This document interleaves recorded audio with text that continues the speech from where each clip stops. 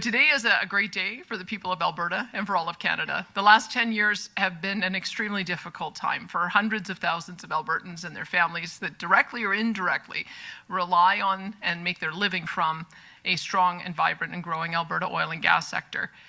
Now, Prime Minister Mark Carney and I may not always agree on everything, but we do share a few key beliefs. We both know that Canada can never reach its true potential as a global energy superpower without a strong and thriving Alberta energy sector at the center of that effort. And I am pleased to say that this Prime Minister has made it clear to me that he is willing to work with me and Alberta's government to accomplish that shared goal. And that, my friends, is something that we have not seen from a Canadian Prime Minister in over a decade. I've spoken at length about the need to build more pipeline infrastructure, to export more oil to hungry Asian markets, and to diversify our customer base. I have repeatedly stated how critical it is to reform a broken regulatory environment that is scaring away investment and demoralizing our energy entrepreneurs here at home. And I have asked repeatedly for the federal government to cease their attempts to throttle our energy industry, repeal or overhaul their 9 bad laws, and work with Alberta to grow our energy sector for the benefit of the entire country. And today's agreement is the first step in accomplishing all of these critical objectives and unleashing the power and promise of Alberta's energy sector in a way never seen before in this country. This agreement means the end of the punitive oil and gas emissions cap so that our great energy producers can grow and thrive again. This agreement means the immediate suspension of the federal net zero power regulations in Alberta, which had placed our electrical grid at a very serious risk of failure and limited any hope of substantial investment in AI data centers and applications development.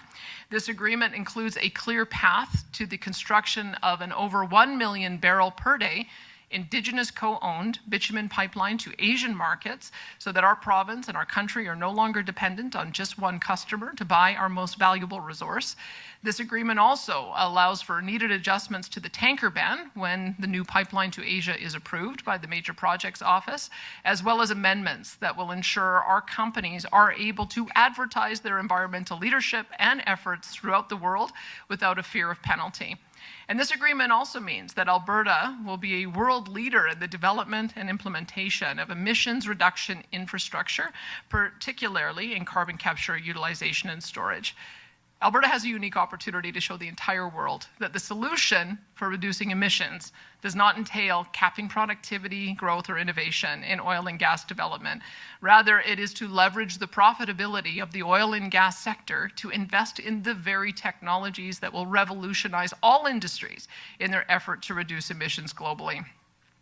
This agreement means Alberta will work with our federal partners and the Pathways companies to commence and complete the world's largest carbon capture, utilization, and storage infrastructure project. It will also make Alberta heavy oil the lowest intensity barrel on the market and displace millions of barrels of heavier emitting fuels around the globe. This is Alberta's moment of opportunity. Our opportunity to show the nation, as well as the entire world, that resource development and emissions reduction can not only coexist, but can actually complement one another for the benefit of billions of people around the world.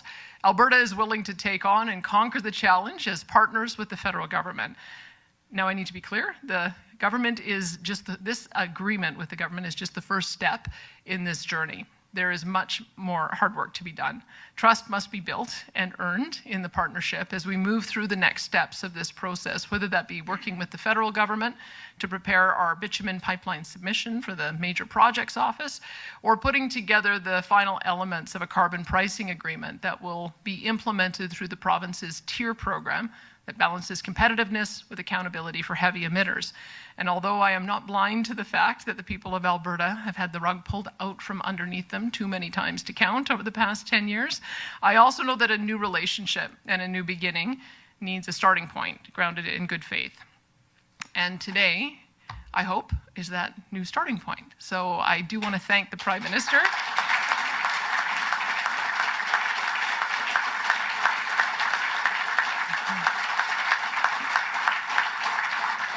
So I do want to thank the Prime Minister as well as his team for working with my team to get this agreement to the finish line. All right, Heather Yurix-West from Global National. Thanks for taking my question. Yeah.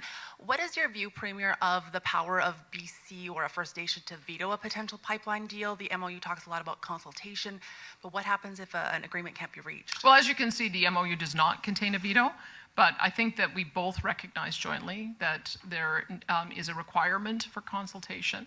And indeed, we believe that there's an imperative for Indigenous ownership. We created the Alberta Indigenous Opportunities Corporation, and it expanded its ability to underwrite up to $3 billion worth of loan guarantees. I see British Columbia also has a similar program. The federal government has a similar program. And so Minister Sawney has already begun the engagement. She's been to Kitimat, she's been to Prince Rupert, she's been talking with BC and Alberta nations. And we know that that's hard work that needs to be done, that we will do, we intend to do, and we're looking forward to having genuine consultation and ownership. And as for Premier Eby, I spoke with him last night. And there's lots in the agreement that we can focus on together, where he is supportive of the expansion of the Trans Mountain pipeline capacity. He is supportive of Intraties and working with us on nuclear. He's supportive of working with us on expanding additional LNG export as well as ammonia. So may not be in agreement with everything that is in this proposal, but we're going to have trilateral talks to make sure that we can move forward on the elements in this plan. And my follow-up, do you think this MOU will be enough to quell any remaining separatist sentiment that may remain in Alberta? I hope so. I mean, I had always felt that the former government of Justin Trudeau created the independence movement, and my first conversations with Prime Minister Mark Carney were that he could end it. He could take the wind out of it. Because we saw this once before. We saw that independence sentiment was very high in the early 1980s when there was the National Energy Program. But when Brian Mulroney came in and reversed that policy, it disappeared. So I would say that good policy and genuinely addressing the concerns of Albertans is always a pathway to have a good and solid relationship. And I think the Prime Minister understands that. Certainly, based on this agreement, it shows he does, and so I'm hopeful. Thanks. Hi, Premier. Ezra Levant from Rebel News. The first deadline in the MOU, if I'm reading it right, is April, where the duty is on Alberta to jack up carbon taxes. And the last date in the MOU, if I'm reading it right, correct me if I'm not, is 2040. That's when this pipeline, that's sort of the end date. It can't be any later than that. In terms of building trust with the anti-oil liberals, they're asking Alberta to raise carbon taxes now for a promise of an oil pipeline years or even more than a decade in the future. Does that really build trust? Well, you have to start somewhere. And one thing I would say is that we did have the Supreme Court of Canada rule on the federal government's ability to set a price on emissions. So the Supreme Court has ruled on that. It's part of the reason why we negotiated a stringency agreement that would have seen the carbon tax price go up to $170 a barrel by 2030. We've demonstrated, and I think the Prime Minister agrees, that's too high, too fast. So that's why we understand that there was always going to be a negotiation around that. We froze the carbon tax at $95, pending consultation with the industry and greater work with the Prime Minister. But remember, Alberta was the first to have an industrial carbon price. They did we implemented that in 2007. It's generated revenues that have allowed us to invest billions of dollars in new technologies, including carbon capture. So there is a commitment on the part of the industry to have a carbon price, and we did do some consultation on that. We're just glad that we have the means to manage it our way in Alberta under our tier program, and you'll see as of April 1st, and no, that wasn't a joke. April 1st is going to be the date that we have an agreement on that front. When it comes to the building of a bitumen pipeline to Asian markets to the BC coast. Though, if you read the MOU, those two things have to happen in tandem. That we have to see the Pathways project proceeding at the same time as an agreement to build that. One is dependent on the other. I don't know that the Prime Minister would have agreed to a new bitumen pipeline without Pathways, and we wouldn't have agreed to Pathways without a new bitumen pipeline. So they are going to be staged. They are going to go on together. We've already had a meeting with Pathways about how we're going to do that. That will require a trilateral negotiation as well. But I'm very hopeful. Since we have used carbon capture technology before for enhanced oil recovery, that's another part of this announcement, is that CO2 will be able to be used for enhanced oil recovery, which should allow us to generate more revenue.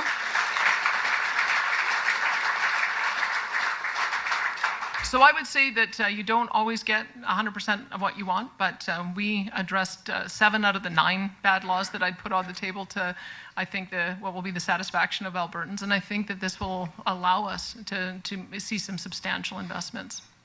I mean, that's the thing about a peace deal. You have to make it with an enemy. So I suppose the fact that for a decade, his Glasgow Financial Alliance for Net Zero, it was about putting a capital strike on the oil and gas sector. Just a couple of weeks ago, he was asked about pipelines, and he said, boring.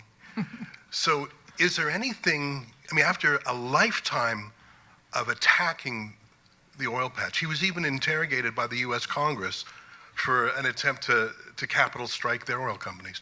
Is there anything the Prime Minister has said to you in private that you could share with us that would signal that his lifetime's work of attacking carbon-based fuels will somehow be put to the side? Like, I think he's just a slightly smarter version of Stephen Guilbeault.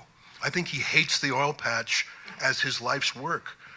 Is there anything he's said to you that make you believe that maybe he can be turned on this?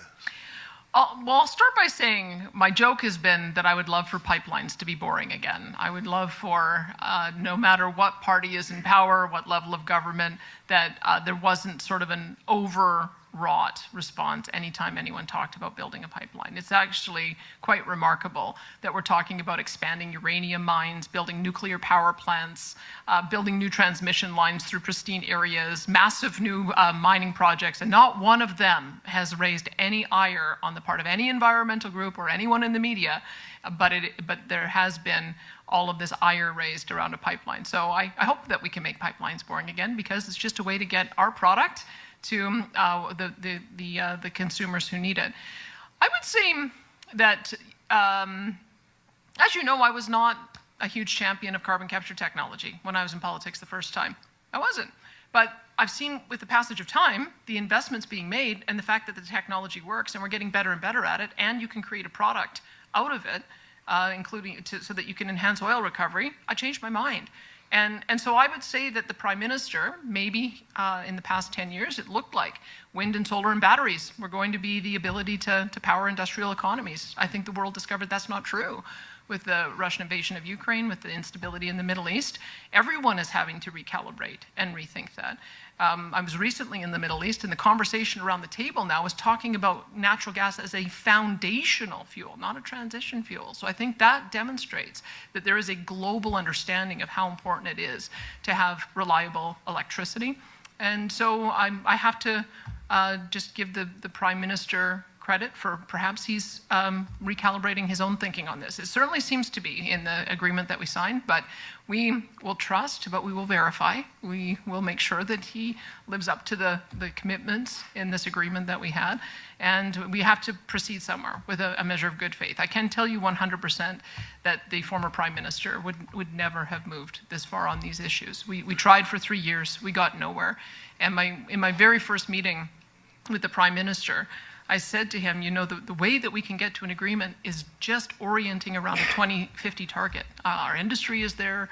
We think it's achievable with technology. And you'll see in the context of this MOU that the interim targets are gone. And so that's what we're going to move forward on. And we'll see as we meet these milestones whether I'm correct or whether your skepticism is correct.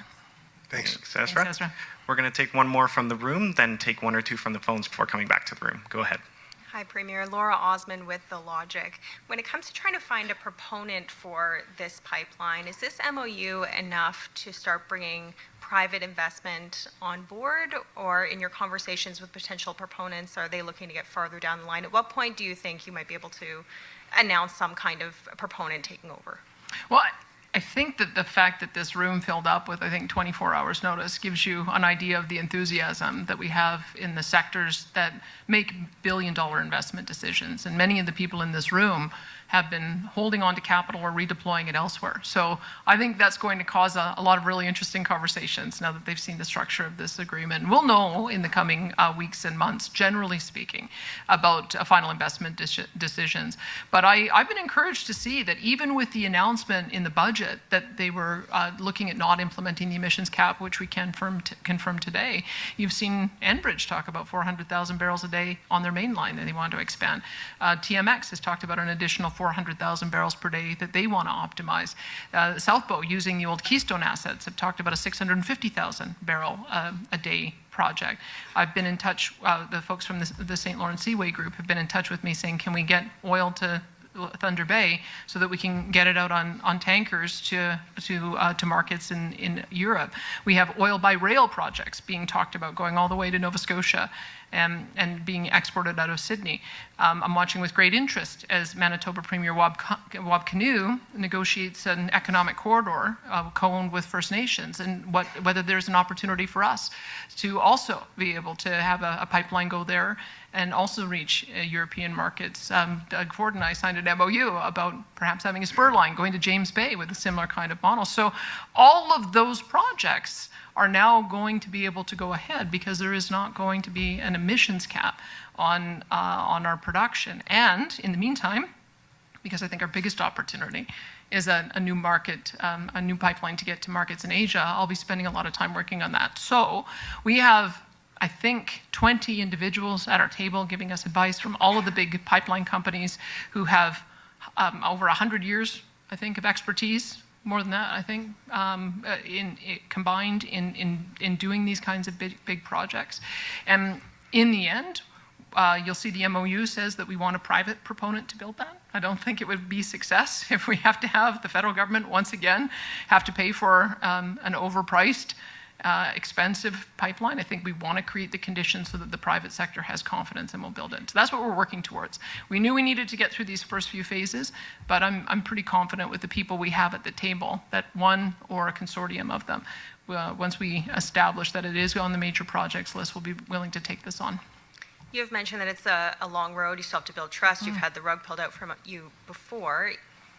Pipeline aside, is the changes to the emissions cap and the clean energy regulations enough, do you think, to increase oil production in Alberta and improve the investment environment here? Well, I think almost certainly. The problem with the emissions cap is that, especially with the interim targets of 2030 and 2035, the only way to achieve that, because we wouldn't have been able to build the carbon capture, utilization, and storage, or the fuel variety like nuclear, or have advanced direct air capture. The only way to achieve them would be to shut in production. And it wasn't just us saying that. There's several different reports that went out saying as much as 2 million barrels a day would have to be shut in by 2035. So we now have a longer time horizon to address the issues of emissions. We've a big change is that we're going to have a look at heavy oil on the basis of emissions intensity compared to other heavy barrels around the world. That is also, I think, going to be a major confidence booster. And then on the other side, when I was recently in the Middle East, I talked to a company, Taka, that had talked about wanting to do an AI data center. They were going to build their own natural gas power, but they told me because of the clean electricity regs, which meant they'd have to turn it off in 2035, they didn't even get started. And I have to wonder how many other projects of that nature didn't even get started because of the clean electricity regs. So now that there's an immediate suspension of that, there will, of course, be pending our agreement on what the tier pricing will be. But there has always been a carbon price on heavy emitters, and that included in the electricity sector. So I think we'll be able to give that injection of confidence. I guess we'll know in the coming weeks and months. Thank you. We have time for 2 more questions. We're going to go to the phones for one and then come back to the room for our last one. Operator, could you put through our first caller, please? Your first caller comes from the line of Ryan Humilty from Toronto Star. Your line is now open.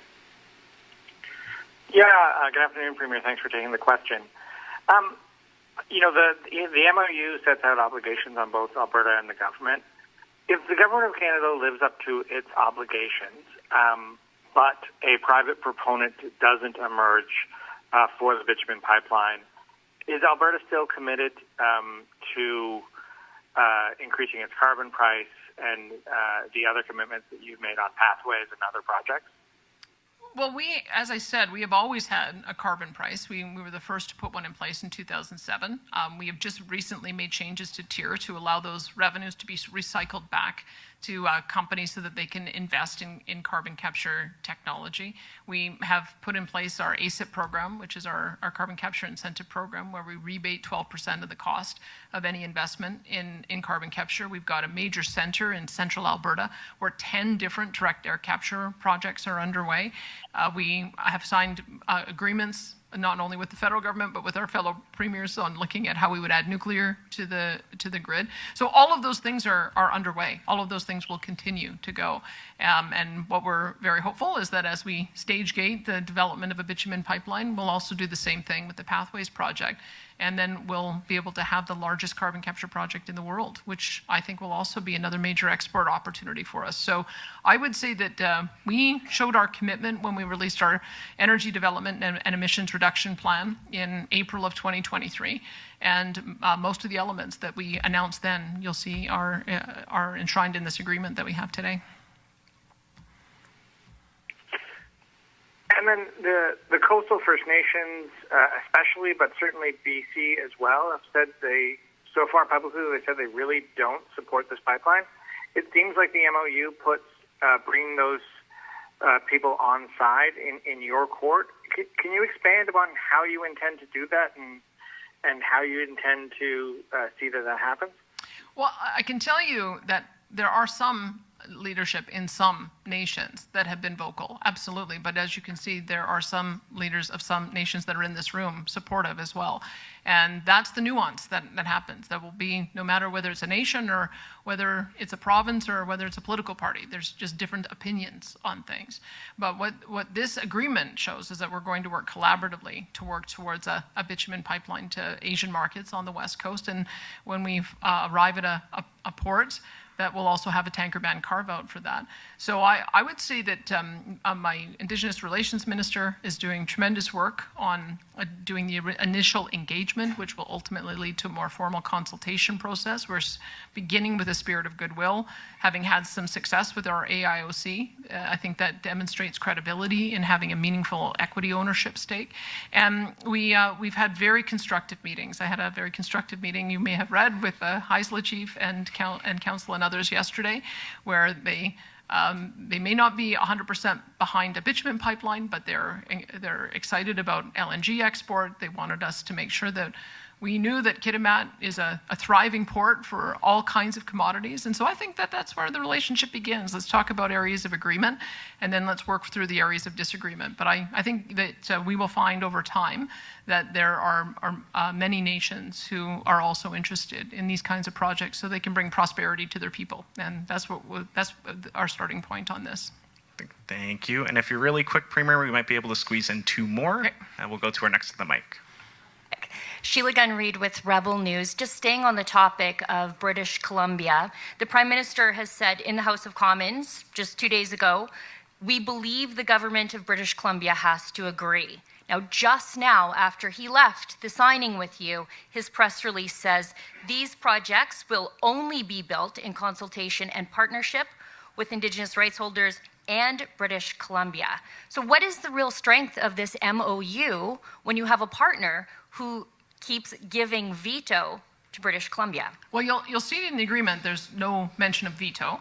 I think that there obviously has to be trilateral discussions with British Columbia to find areas of common ground, and I think we will.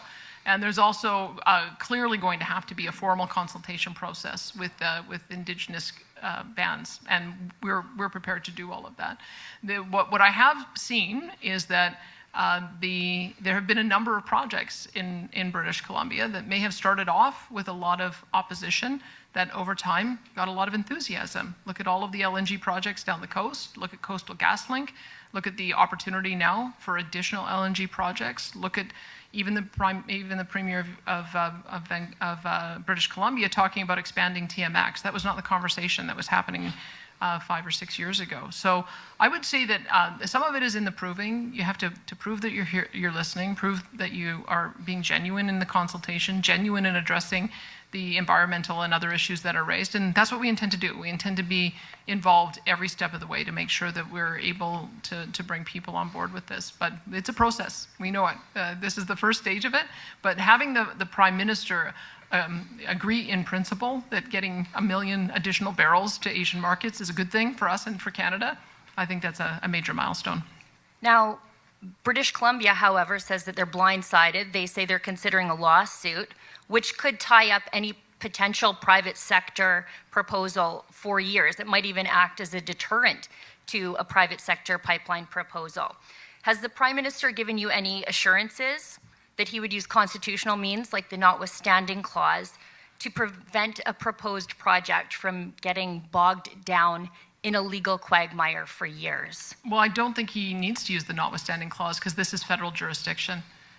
Trans-border pipelines, trans-border infrastructure, ports, those are all federal jurisdiction. And I think that British Columbia has tried to use every tool in the toolbox, I guess was the term that they used before, and failed. It was clearly affirmed by the courts that this is not British Columbia's decision to make.